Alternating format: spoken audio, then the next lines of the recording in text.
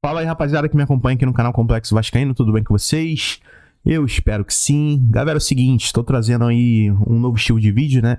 Eu vou fazer resumo todos os dias, né, das coisas que eu achar mais importante no dia em relação ao Vasco, né?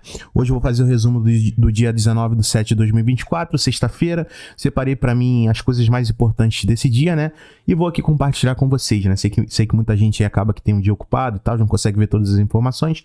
Então vou fazer um resumão, vou tentar fazer isso todos os dias, né? Vamos ver se vai dar certo. Então, rapaziada, antes de eu começar aqui, cara, eu vou pedir, né? Caso você não seja inscrito no canal, se inscreva, deixa o like aí que também me ajuda demais.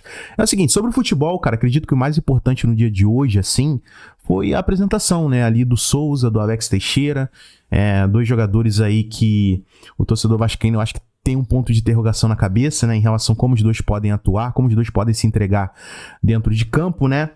Já vou adiantando para vocês que eu achei a entrevista coletiva bem fraca, né, porque os dois jogadores ali, eles comentaram mais pelo sentimento de estar voltando pro Vasco, né, do que como eles vão jogar dentro de campo e tal. Até o Souza ele falou um ponto importante que eu separei aqui para vocês, mas no geral a entrevista envolveu muito isso, sentimento, felicidade de estar voltando, a família dos jogadores, todos os familiares estão muito felizes, né.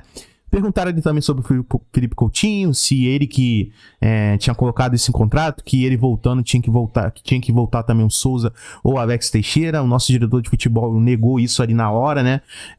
Nosso diretor de futebol, Marcelo, ele disse que existia uma avaliação ali, se o Souza e o Alex Teixeira seriam bons jogadores para o momento do Vasco. A diretoria de futebol achou, então por isso que eles estão vindo, né? Obviamente o Felipe Coutinho, ele indicou os dois jogadores, mas a diretoria de futebol que cravou, né, se eram para eles voltarem ou não, né. Mas, rapaziada, um ponto que eu achei importante nessa entrevista, né, que foi perguntado pro Souza onde ele gostaria de jogar dentro de campo, né, era a minha maior dúvida. Eu jurava que o Souza ele iria jogar de segundo volante aqui no Vasco, mas aparentemente não é isso que vai acontecer, né? Eu separei para vocês aqui um trecho, ó. Ele respondeu o seguinte: eu nos últimos anos atuei como primeiro volante. Aí ele complementou: na minha saída do São Paulo e até no Fenerbahçe, durante 3 anos eu joguei como segundo, mas nos últimos anos atuei como primeiro volante. Então tá aí, rapaziada, provavelmente o Souza vai jogar de primeiro volante no Vasco, né? Cara, eu vou te falar, a missão dele vai ser difícil, hein? Porque pra ele tirar a titularidade do Hugo Moura, ou até mesmo o Zé Gabriel ali no banco, né? A gente não sabe como é que tá a parte física do Souza, cara. Vai ser uma briga boa, né, cara? Vai ser uma briga boa. O que vocês acham, rapaziada? Será que o Souza chega de titular, já consegue já desbancar o Hugo Moura? Fica aí em aberto, né? Mas vamos continuar, cara. Próxima notícia aí que eu trouxe hoje. O Vasco aí tá suando, né, pra achar um lugar pra jogar contra o Fluminense. A notícia que o Nils trouxe aí pra vocês foi mais ou menos o seguinte, cara. O Vasco segue tendo que lutar para poder exercer o seu direito de mando de campo no Clássico, no caso contra o Fluminense, né, no Rio de Janeiro. São Januário, a gente sabe que a polícia não libera, né? O Maracanã, o Fluminense não aceita mudar o lado da torcida, né? Infelizmente. E no Newton Santos, o Botafogo recusou, né? E nada mudou, é contra tudo e contra todos. Exatamente, né? Infelizmente, o Vasco, cara, nesses últimos anos aí, a gente vem sofrendo muito para tentar jogar em outros estádios, cara, que são estádios que, vamos dizer assim, foram criados pelo governo, foram criados pelo Estado, né? Ali o Maracanã foi criado pelo Estado. A gente tem o Engenhão também que foi criado pelo Estado. A gente sabe que hoje, né, a concessão do Maracanã é da dupla Flamengo e Fluminense, né, ali no Engenhão a mesma coisa, o Botafogo que comanda. Mas eu acho, cara, que um jogo dessa importância, né, poderia existir, vamos dizer assim, uma hombridade, né, dos outros clubes, tanto do Flamengo, Fluminense e do Botafogo, né, para que o Vasco pudesse jogar um grande clássico como esse, sendo mandante, né, aqui no Rio de Janeiro. Mas não é isso que acontece. Nós sabemos a disputa que existe aqui no futebol carioca, ela é enorme, né? E ninguém tem pena de ninguém, filho. Então é complicado. O Vasco aí tá procurando um local ainda para jogar contra o Fluminense, né? Já partindo para a próxima notícia, o Emerson Rodrigues será apresentado oficialmente amanhã, sábado, ao meio-dia, no CT Moacir Barbosa. Fica aí nossa expectativa. Provavelmente eu vou fazer live aqui no horário da apresentação pra gente ver como é que vai ser, né, as respostas do jogador. Já adianto para vocês, para vocês que, pelos números, o Emerson Rodrigues não me agrada tanto, né, cara? Os números dele são bem baixos e tal. Já a gente sabe que ele vem para ser reserva do Adson, mas eu esperava um pouco mais, né, do jogador. Mas vamos ver ele dentro de campo, né? Vai que ele consegue surpreender a gente, né? Próxima notícia é o seguinte, cara. Vasco suspende ação na justiça contra a 777 por 90 dias em acordo com seguradora, cara. Essa notícia aqui eu acho muito interessante, cara, porque nós sabemos que a 777 entrou em falência, né, lá nos Estados Unidos, mundialmente, né? E agora a seguradora, a CAP, né, vem comandando as ações da 777, né?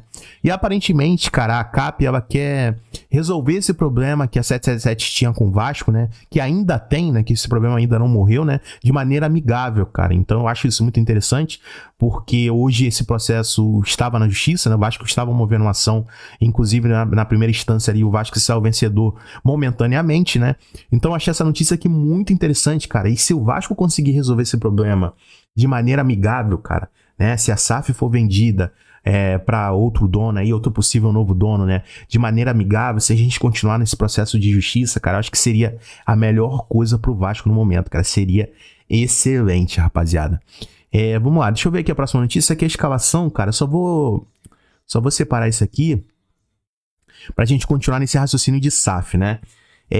Outra coisa, o Vasco tem interessados na compra da SAF dentro e fora do Brasil, né? A diretoria tenta aliar com os potenciais compradores uma filosofia de projeto esportivo e maior participação de decisão estratégicas, né? Então, rapaziada, continuo falando pra vocês, cara, as coisas andam boas demais para o Vasco, né?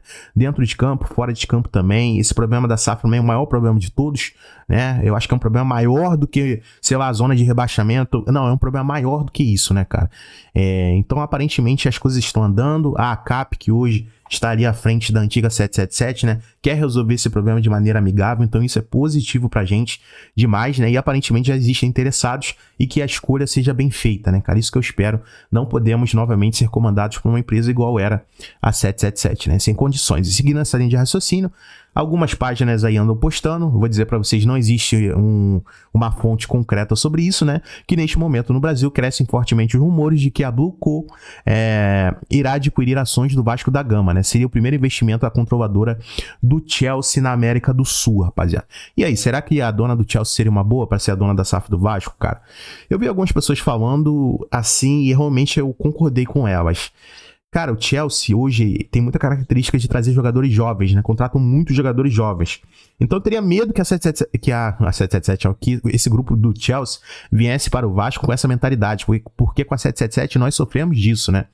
A 777 tinha aquele pensamento de trazer contratar jogadores jovens para revender futuramente e conseguirem lucrar, né? Então, cara, o Vasco não pode passar por isso novamente. Se vier aí a dona do Chelsea, pode contratar jogadores jovens? Claro, mas tem que mesclar com jogadores experientes, jogadores jovens, pra gente formar um time que consiga ser campeão, né?